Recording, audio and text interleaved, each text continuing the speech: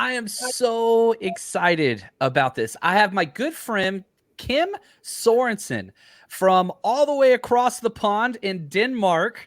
Kim, how are you today, my friend? Fine, thank you. It's great to have football back next week. Man, you are not kidding with me there. I had the privilege of meeting and getting to know Kim in Vegas when we did our draft party. And, as we were sharing some food and beverages and talking 49ers football, I said, man, I got to get you on because his story is just so unique. The majority of fans that listen to this show are United States, raised in California, things like that. Kim has a very unique journey to becoming a part of the faithful. And so Kim, and if you're interested in following Kim, his Twitter handle, which is hilarious, you might notice his appearance a little bit like Phil Dawson. Let's just be real. But his Twitter handle is at gridiron49, at gridiron49. If you want to follow him on there, he's a terrific Twitter follow, very positive and always bringing good energy. Kim, how are you today, man? It's excellent. It's Good, excellent. good, good. So I want you to walk us through because it's such a different journey to being part of the faithful. Where were you the first time you found out about 49ers football? Well, for young fans, it will be a rather a rather different story because we're back in the late 80s, before social media, before the internet had developed into anything, and before computers were really even a thing. I was in the ninth grade, and we are back in '88. And I know the 49ers were already. Now I know they were already the hot ticket over there. But I was with my school class in London, where we were located with British families, and I had never heard anything about American football at all at that time. Um, the NFL were beginning to become a thing in England, and we just happened to watch what I believe was a weekly review show of the NFL, and they happened to show at the time when we watched it a beautiful Montana to Jerry Rice pass, and that was really my first my first experience of watching American football, and then it kind of stuck when we the day after. It was also back in the day when magazines were a thing. Now it's all on. Oh, I used to remember that every year getting that first football preview magazine was it was like iconic. It was a ritual. I have football yearbooks from, well, kind of being a hoarder about that. I have magazines from way back from back then. Well, the the day after we had watched that show on television, I just went into every magazine shop in in London I could find, and I picked up whatever that had American football on the front page, and I just began reading about it. And the amazing thing about this is that when I came back home to Denmark, there still wasn't any coverage of anything at all. So what what I used to do in the following years, as crazy as that sounds, games on Sunday in the US, we had, as I said, zero coverage of it. Right. So I got my results from your games on Sunday. I got them on Tuesday afternoon. When I was finished in school, there was a magazine shop in Aarhus, about 10 kilometers from where I live, that that sold American newspapers. So after school on Tuesday, I took a bus to Aarhus and then I bought USA Today, and then I would read the scores from Sunday on the bus trip home. So I was always a couple of days behind, and then it just happened that it kind of caught on. The crazy part is that the Danish kicker Morten Andersen, who was a Saints player, was drafted by the Saints in '85, I One of the think. best ever. Yeah, and in the Hall of Fame now. It caught on that he was becoming a star. So eventually we started getting slight coverage, and the '89 Super Bowl where the Big Easy against the Broncos, that was the first game that was shown live in Denmark, to my Oh knowledge. my gosh. We have had some discussions in the group. Some of our members believe that the game against the Bengals, the Bengals Super Bowl, was shown live as well. But to we can't say for sure, but everyone knows that the Broncos Right. win was live, and well, yeah. I think it puts into perspective. And you know, a big reason why I wanted to have you on, Kim, is, you know, now we just turn on YouTube and there's 500 videos. You know, we put out 5 videos a day of Yes. just 49ers content. Whenever I was young, it was Sports Center. That's where we got all our information. And, you know, you'd wait for that little bitty snippet of 49ers info. But man, absolutely incredible. Now, we had the honor of hanging out with you and your friend Thomas at the Vegas draft, the 49ers Rush road trip that we threw. Talk to us a little bit about what that was like coming over here and just being surrounded by 49ers and NFL football fans, and what that weekend was like for you. It was absolutely amazing. Warner, the deciding factor to go to Vegas was when I learned that Fred Warner was going to be one of the players. I had just bought a Fred Warner jersey a few months before, and it was kind of, well, this, if anything, this is meant to be. And I have had about a dozen trips to California. I've been to games in New York, but I've had 6 games at Candlestick and 6 games at Levi's. So we've been there before, but Las Vegas was really the first time that I've gone to America without having games as a part of the deal. So it was really amazing. I wanted to talk to you. I wanted to talk to Chrissy. I never had the chance to talk to her. I had really looked forward to talking to Grant Cohn, who I'm not really a fan. I'm not really a fan of him, but I really wanted to kind of get to know who he was. And then, as amazing as it was, I didn't know that Lee Goland from the UK group was going to be there. I met Lee before on several He's the occasions. leader of the 49ers UK chapter, correct?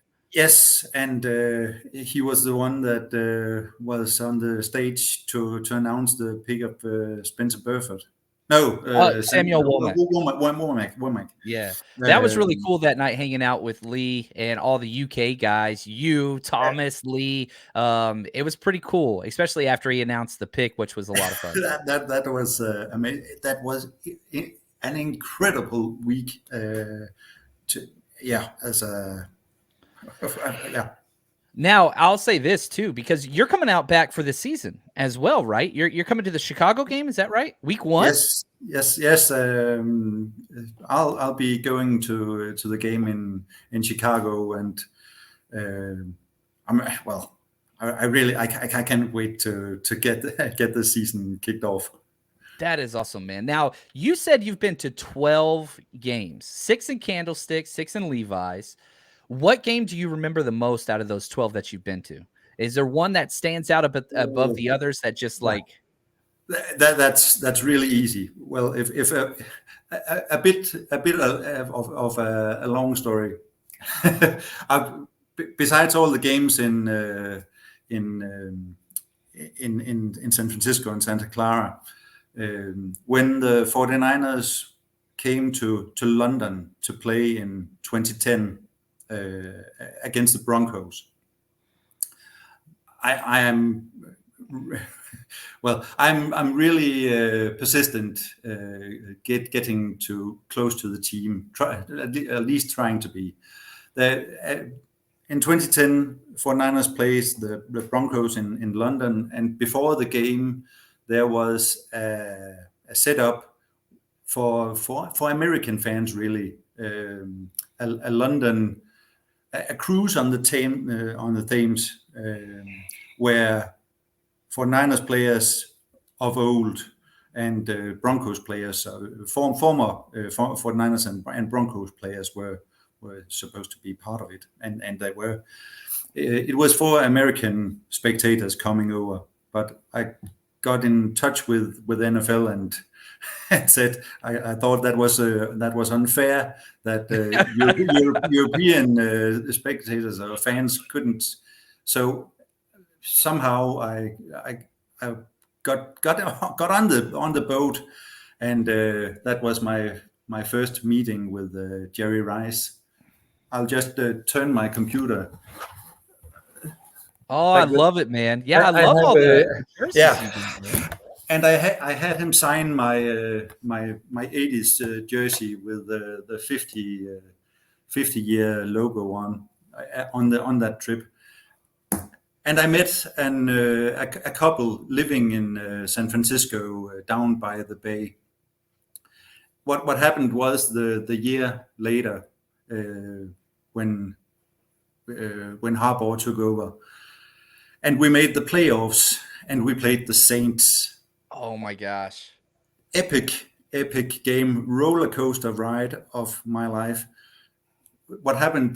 They had 4 tickets. One of their daughters couldn't go, and I had spoken to them on the boat when we met the players, and and they still had my contact info, so they reached out to me when the game was announced, and when they learned that there would be a ticket available, and asked if I would come join them. And it really wasn't a question. I just went to work the next day and just said I need 5 days off because I have to go to California. 5 days off. Wow. Yeah, that's a journey. That's a journey.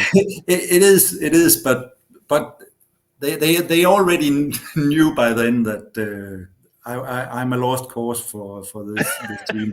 So Aren't we all, man? yeah, and well, that was the last of the 6 games I have at Candlestick, and that was just to die for that game. What I remember best from that game, other than the spectacular finish, and was witness hit on Pierre Thomas in the first quarter, where he knocks the ball loose and knocks the man out of the game. That was just epic. That's awesome, man. Well, Kim, I just want to say thank you, man, because I think, I love football just for what football is, but it's a whole nother thing. And this podcast has kind of taken on a different trajectory towards community building and bringing people together. And, just being able to hang out with you, learn your story, build new friends from other countries. It's been incredible, and I think you represent what's best of us, man. So the faithful from afar, Thank you. I freaking Thank love it. you. I love your story. I really appreciate you taking time to share it with us. Now, before we jump out of here, is there anything else you want to share before we take off? I know you probably got like a bunch of stuff because your stories are awesome. Yeah, I could probably entertain with crazy stories. Just one short story I want to tell, I hope he will be part of the next Hall of Fame class in 23. On one of my other trips, we're back in the 90s when preseason games were played in Europe, and Roger Craig had been traded to Minnesota at the time, and the Vikings played the Bills in Berlin at the Olympic Stadium in Berlin. There was that year I went to two preseason games in Europe. The 49ers played the Steelers in Barcelona at the Olympic Stadium there, and the week later, Roger Craig and the Vikings played the Bills. And I was fortunate enough to meet Roger on the street in Berlin. So somewhere in my bedroom, I have I was ill prepared for meeting him. So I just have again what I think I had is some sort of magazine, and he just wrote his signature with a regular pen. But that was again one of those instances where the fact that meeting players has just been That's so awesome, amazing. man. That's incredible. Well, I think your story, all your stories, put into perspective just how lucky we are here, especially those in California that get to attend these games regularly. And if you haven't, try to find a way, make it to a game. It increases just the entire experience of watching the games at home once you have that experience. So, Kim, just want to say thank you. If you want to follow Kim on Twitter, strongly recommend you do so at Gridiron49. The tag is not Phil Dawson, which I freaking love that. Well, I would say now I've begun a podcast in Denmark. It won't to American fans. It won't give a lot of sense because it's in Danish, so it would just be would just be gibberish. But what's it called? What's the name? I just call it. I can't even remember. It's on. I know that we were talking about you were saying you were going to start it. I didn't know it started yet. Not that I could understand it, but no, but that's a problem. It's on Podbean. I call it the Faithful 49ers podcast, but I don't even think it's that. That's what it's labeled as. To. Well, I'll try to just for people who want to learn what the gibberish Danish sounds like. I'll try to post a link on my Twitter account. Perfect. So, yeah. But well, the 49ers faithful community. I'm part of groups in Germany. I've been to meetings with German fans. I've been to meetings in Birmingham and London with the UK fans, and well, it's just amazing getting to know people and running into people at well, actually, literally everywhere in the world, and awesome, nothing beats that. Dude, I love it, man. Well, thank you for your time, and I look forward to hanging out week 1, Phil. Not Phil Dawson. I'm sorry, Kim. Look forward to hanging out week 1. It's going to be incredible. I appreciate it, and I'm really looking forward to meeting you and the guys again. Awesome, man. Thank you so much.